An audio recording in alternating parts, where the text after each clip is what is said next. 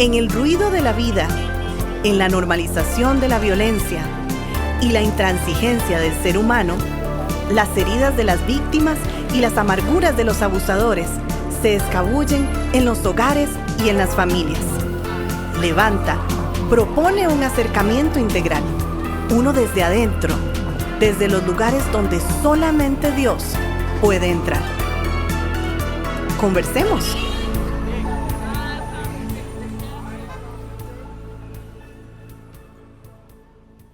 Saludos muy cordiales. Continuamos, gracias a Dios, hablando acerca del rasgo psicopático y a la vez aclarando que una persona en quien predomina este rasgo de la personalidad, como egocentrismo, falta de empatía, no necesariamente le convierte o lo etiqueta en un psicópata como tal, puro, ¿no?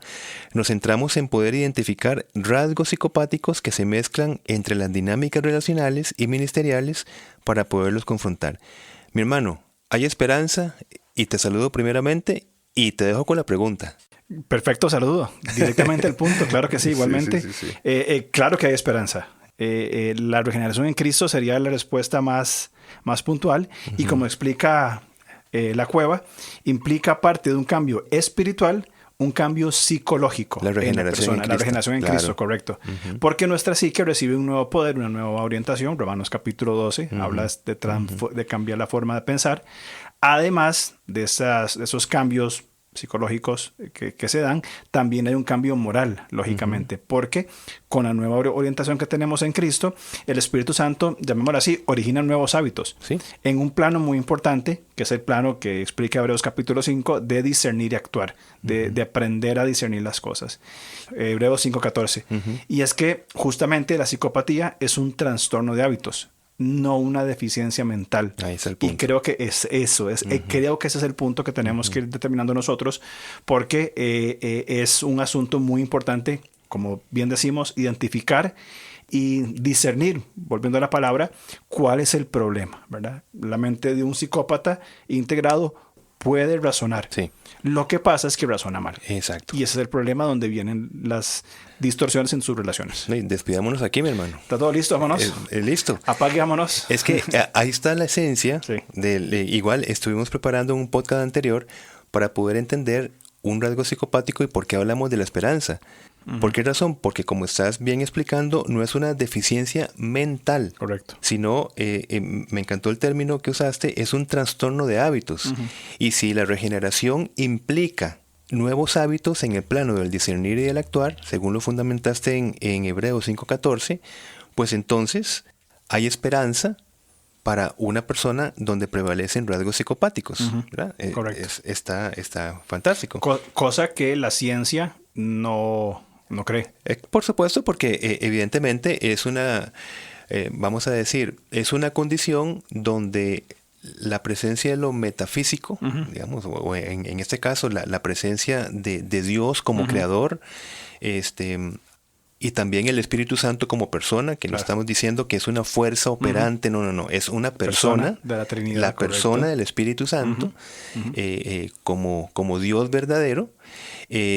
Entonces hace la regeneración, permite la regeneración en el ser humano, estás diciendo, desde el ámbito, por supuesto, espiritual, pasar de muerte espiritual a vida en Cristo, la parte psicológica, ¿verdad? Con nuevas potencialidades psíquicas, en el plano del discernir y actuar, con nuevos hábitos. O sea, es un tratamiento integral en un pecado que vino a transformar toda la integralidad del ser humano.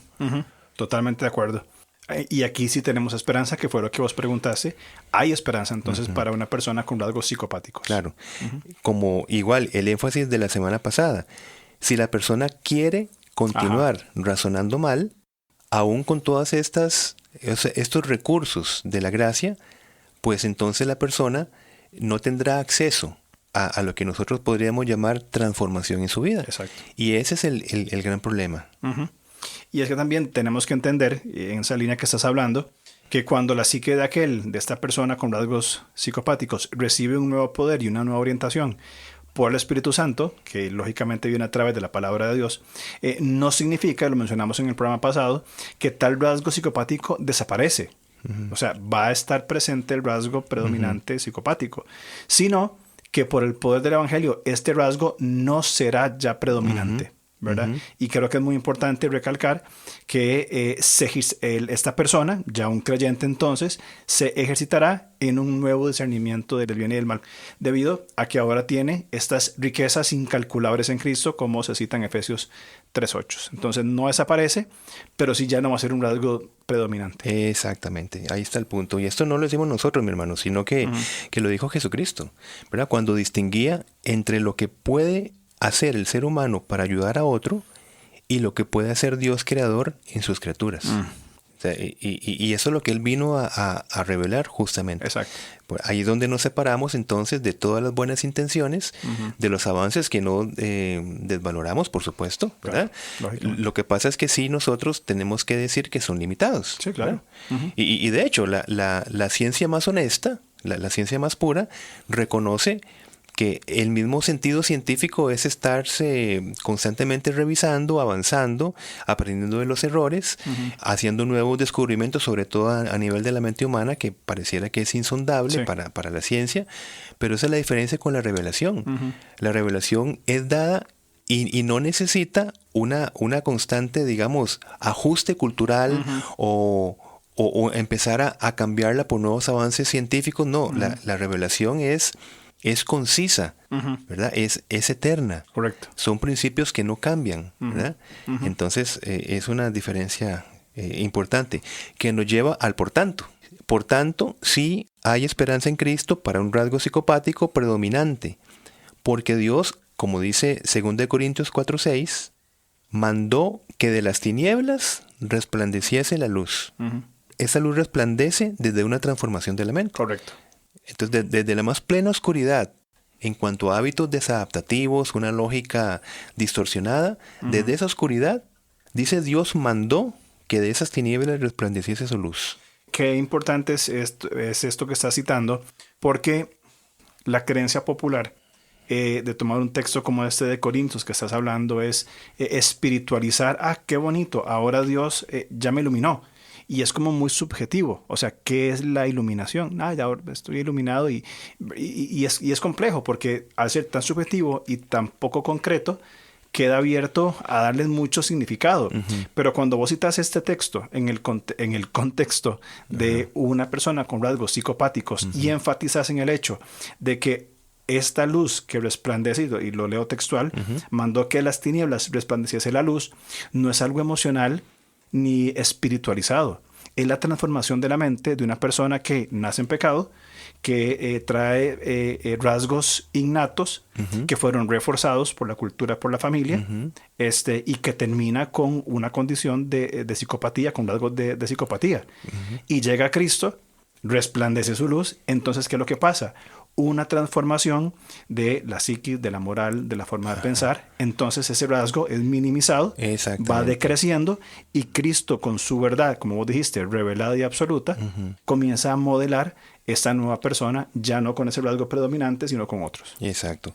Y como podemos nosotros entender el efecto de la luz versus tinieblas, si la tiniebla prevalece, pues basta que venga la luz para que esa tiniebla simplemente se minimice. Correcto. Y como bien explicaste, ¿verdad? Junto con otras problemas del ser humano, continuaremos con ciertas inclinaciones de diferentes áreas. La persona luchará, pero ya se sabrá capaz en Cristo de poder ir minimizando esos rasgos que anteriormente eran, digamos que prevalecían en su personalidad, o esas inclinaciones, o como queramos nosotros colocarlo. Para mí ese concepto es muy importante, no solamente por la esperanza que genera en otras personas, sino por la vivencia propia. Por muchos años quizá vivimos o viví en un contexto donde estas predominancias o estas debilidades eran vistas como una actitud carnal. Y honestamente luchaba y procuraba menguar estas debilidades, pero eran un señalamiento acusativo.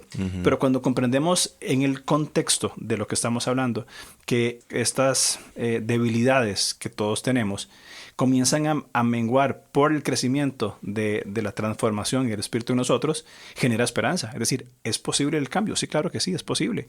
Y no es un cambio religioso, fanático. Es un cambio progresivo, paulatino, constante, de una revisión diaria, donde entonces esos rasgos pecaminosos, sea cual sea, comienzan a decrecer y el Señor comienza a crecer en nuestra vida. Entonces genera una esperanza, que fue lo que se preguntó. ¿Hay esperanza? Claro que sí, hay esperanza. Y para eso se requiere ahora sí, el genuino arrepentimiento. Exacto. Porque esa es la manera de ir, llamémoslo así, progresando en esa imitación de Cristo. Exacto. Confesando. Correcto. Ahora bien, en esta plena confianza que estamos hablando en el poder transformador del Evangelio hacia una nueva orientación, no nos debe llevar a una especie, llamémosle, ingenuidad relacional, ¿verdad? Jesús le dijo a una generación malvada: ustedes no quieren venir a mí para tener esta vida. O sea, le señaló que su incredulidad y su falta de arrepentimiento era una actitud totalmente voluntaria en ellos, de decir: ustedes no quieren venir para tener esta vida. O sea, están rechazando ese tipo de transformación. Mira, también que íbamos, mi hermano. Es que siempre hay que torcerle ahí un poquito para darle... No, es que me encantó esta nueva perspectiva, porque hemos venido hablando de la esperanza en Cristo. Ajá. Entonces, fundamentamos el creerle a Cristo, que para los hombres hay imposibilidad y límites, pero para Dios todo es posible. Correcto. Y es así de claro. Así. Es decir, Jesucristo, la forma visible de Dios, la forma plenamente entendible de Dios, el verbo de Dios, nos ha dicho con una convicción que aceptamos plenamente: en Dios no hay nada imposible. Ajá. Listo. Pero qué bueno este cambio, porque cuando nosotros entendemos esta total posibilidad de Dios, como pusimos al inicio del programa anterior, tenemos que pensar también en la disposición de la otra parte. Porque si la otra parte no quiere cambiar, ¿ves? Exacto. Entonces, y me gusta esta palabra, cuidémonos con una ingenuidad relacional. Exacto. Y aquí ya la orientación se pone en otros términos, ya estableciendo la total posibilidad de Dios creador, pero como decir, Dios todo lo puede, y entonces estoy viendo que la persona continúa en la misma situación, pero Dios todo lo puede. Ajá. Y estamos hablando de esa ingenuidad relacional, que no le ponemos el peso en Dios, que no puede cambiarlo, sino le ponemos en la persona que no quiere ser cambiada por el Señor. Sí, no es un asunto de Dios. O sea, Dios no es que Dios tiene que transformarlo, es que aunque en ciertos contextos por supuesto que sí, pero es la disposición de la persona, como hablamos al principio, de decir: yo quiero entrar en este proceso. Exacto. Y aunque, vamos a ver, la Biblia nos llama, mi hermano, a estar alertas. Es que, claro, en una lectura pues básica de la Escritura, vemos también esta llamada de alerta, y a vivir el amor con una ampliada dimensión. Y permíteme el término, ¿verdad? En un amor amplio, incluyendo la firmeza.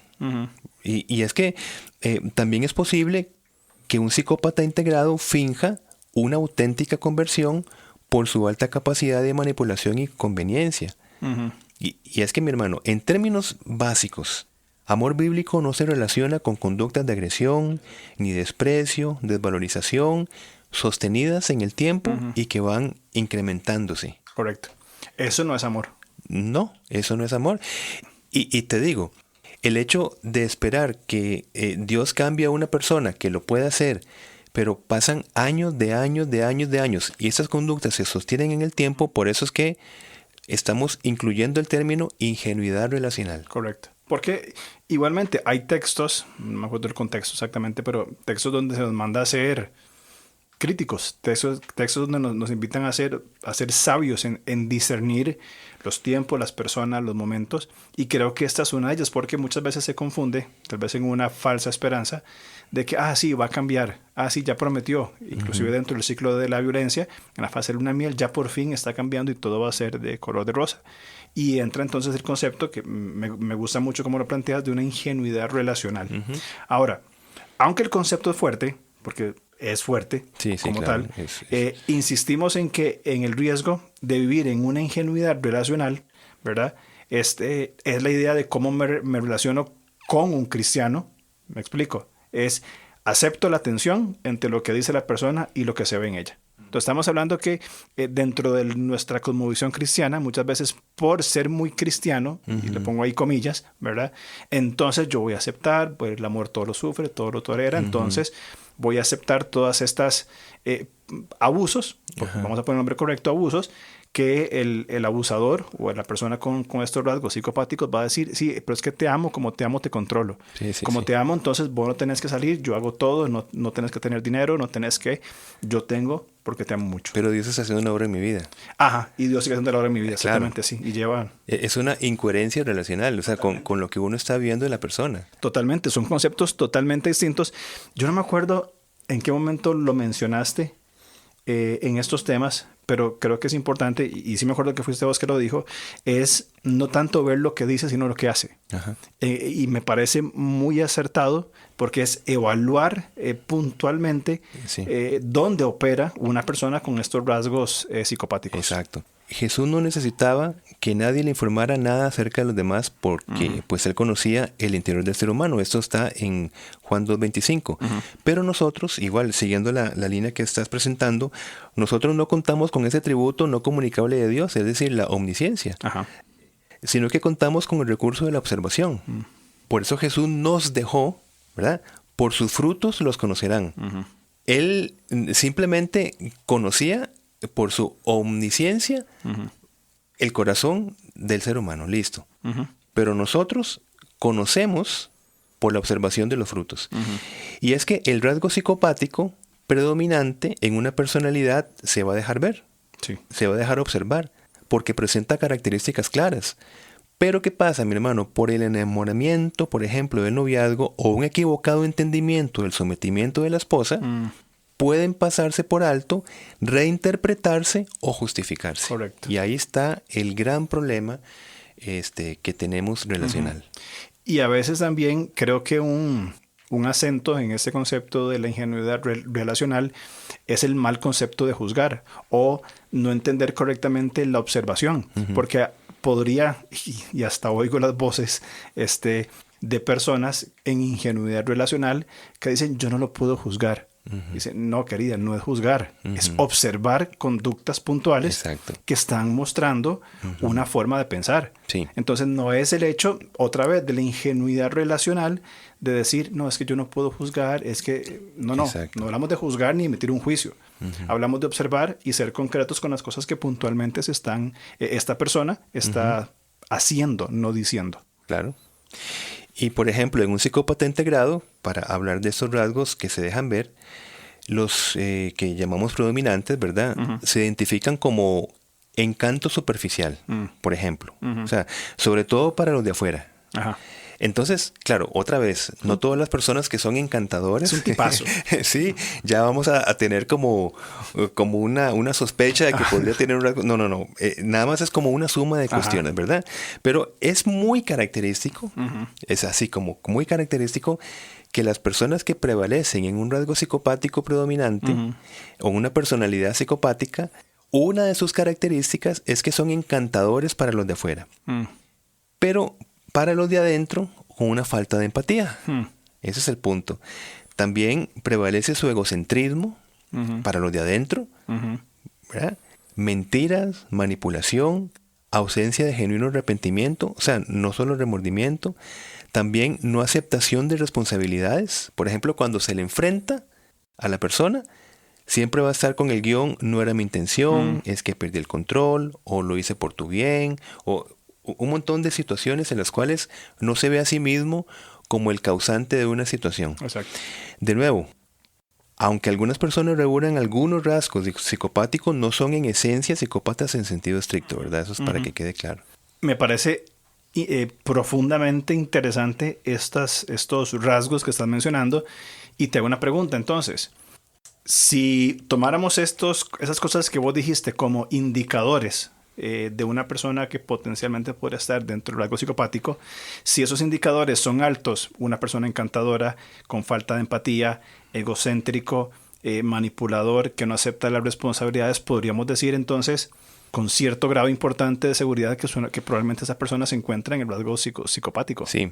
¿Por qué razón? Porque una de las muchísimas definiciones de la personalidad, que cuesta mucho definirla así como en un solo término, es que se mantiene en el tiempo. Ajá. Y ciertamente hay modificaciones, ¿verdad? Nosotros no somos, entre comillas, los mismos de cuando éramos jóvenes, niños. O sea, vamos viviendo nuevas experiencias, pero hay ciertas características, por ejemplo, que nuestros papás van a identificar como que siempre hemos sido de una manera, ¿verdad? Por eso es que decimos que la personalidad se sostiene. Entonces, cuando esta reunión de rasgos, egocentrismo, falta de empatía, mentiras, manipulación, de repente las personas más cercanas dicen, sí, es una persona que puedo decir que mantiene en el tiempo estos rasgos.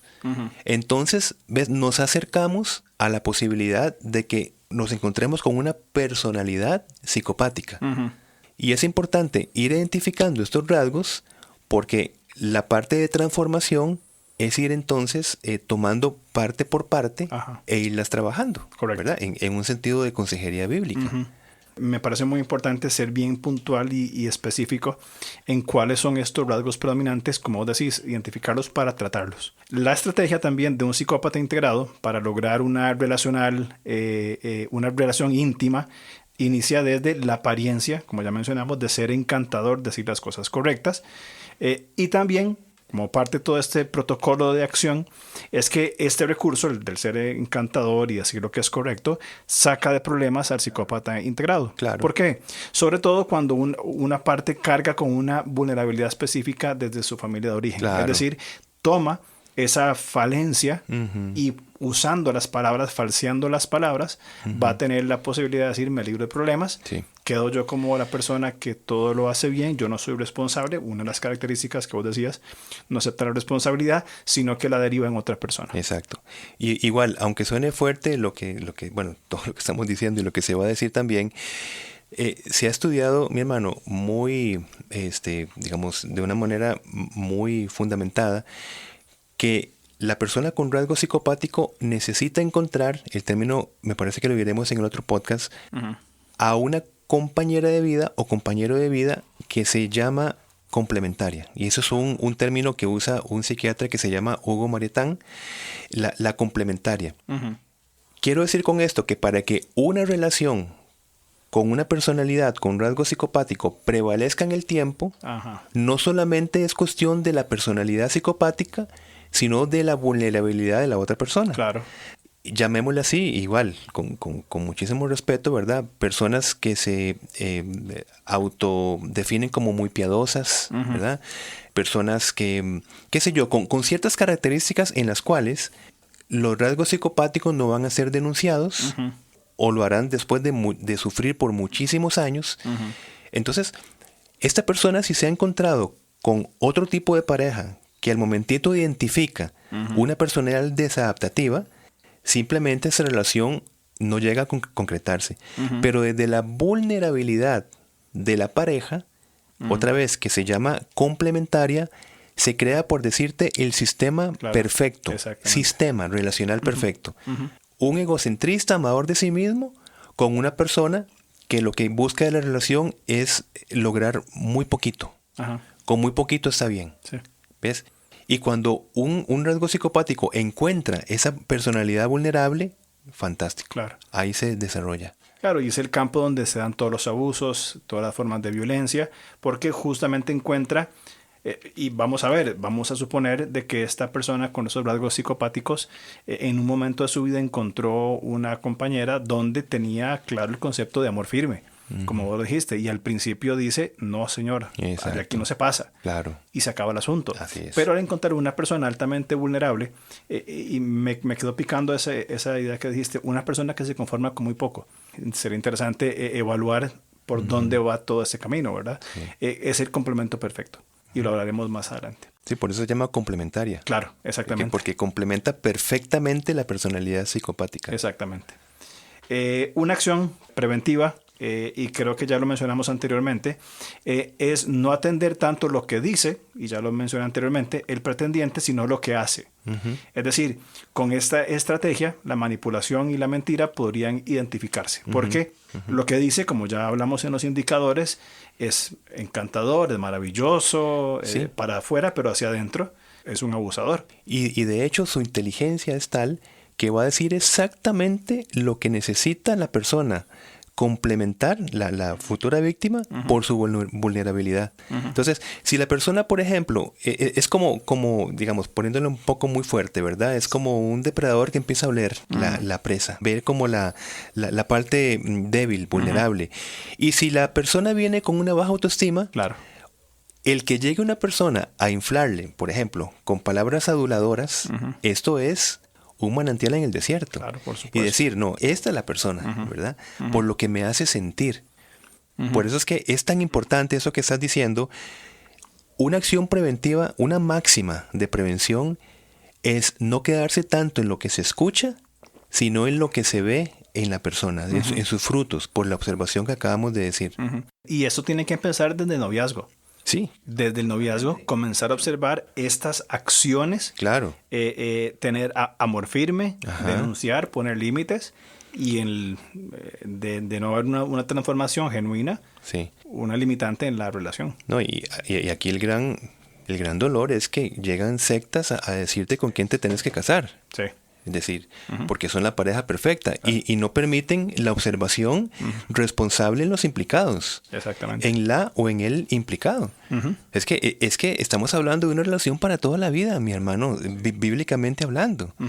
Por eso es que creo que esos podcasts abren una conciencia que deberíamos estar revisando. Totalmente. Y estas sectas muy probablemente tengan modelos de liderazgo y tengan modelos de autoridad totalmente distorsionadas y potenciarán a una persona con estos rasgos, no solamente en su relación que se impone, sino también en las jerarquías que ellos tengan, Exacto. a seguir modelando los abusos por medio de estas acciones. Exacto. Y algo tan sencillo, mi hermano, como por ejemplo va la novia con su novio, primero es encantador, pero de repente va en el carro con el pretendiente y nota que la persona no sigue límites, que no respeta. Por eso decimos, ok, qué extraño, en ciertos ambientes me dice que es de una manera y cuando yo lo observo, otra vez la palabra, la observación, cuando lo observo veo que no empatan sus palabras como con lo que la persona es. Exacto. Esto suele pasar muy en alto otra vez por el enamoramiento de la novia. Pero creo que es un recurso para los que buscan tener un tiempo de orientación hacia las personas en esta edad, esencial. Esencial. Y es muy importante hablarlo no solamente en casa, que yo creo que pues paternidad responsable lo harán, de hablar de estos temas con sus hijos, pero también en las iglesias, hablar temas muy puntuales como estas acciones de incentivar a los jóvenes que están en momentos de su vida donde están escogiendo pareja, sí, a que sean muy críticos y que sean muy analíticos, no en lo que dicen, porque lo que dicen es muy lindo, exacto, sino en lo que hacen, cómo se comportan en diferentes lugares. Claro, muy bien. Te propongo que sigamos con el tema porque creo que falta mucho por abarcar. Pues una excelente propuesta, mi hermano. Dale, entonces, la otra semana seguiremos con la tercera parte sí, del rasgo psicopático. Claro que sí. Perfecto, nos vemos entonces. Gracias por escucharnos. Estamos listos para seguir conversando a través de nuestras redes sociales. En Instagram, búsquenos como @levantacr. En Facebook, como LevantaCR. O contáctenos al correo alonso@levantacr.org.